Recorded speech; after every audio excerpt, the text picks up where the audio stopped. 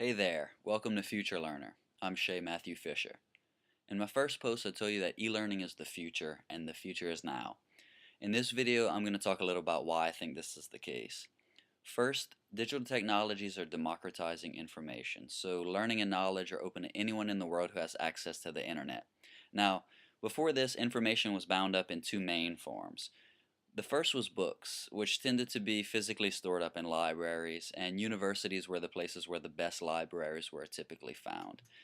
And the second were experts who had the knowledge in their brains, and many of them tended to hang out at universities sharing their knowledge through lectures. So if you wanted to really learn something, you went to the university where there are a lot of books and a lot of experts. People tended to travel far and wide to get to these universities. They would spend a few years living there, commuting to classes, sitting through lectures, lugging around expensive, heavy textbooks with a lot of dry, fine print within them.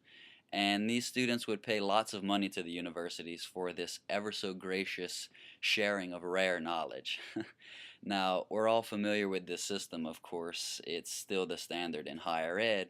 And a similar story could be told about K through 12 education, but I think we pretty much know how that system works as well. The new era is going to be completely different. From Wikipedia to OpenCourseWare to educational technologies and applications of a wide variety, things are shifting. Chances are that if you're watching this, you've learned more from the internet than you have from formal schooling. I know that I've learned a tremendous amount more.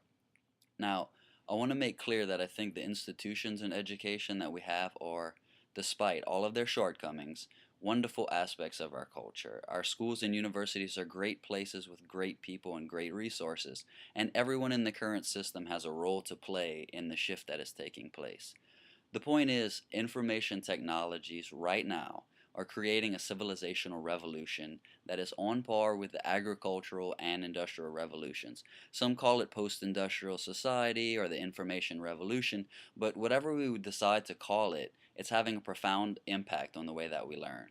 At Future Learner, this shift in education will be tracked, discussed, and explored.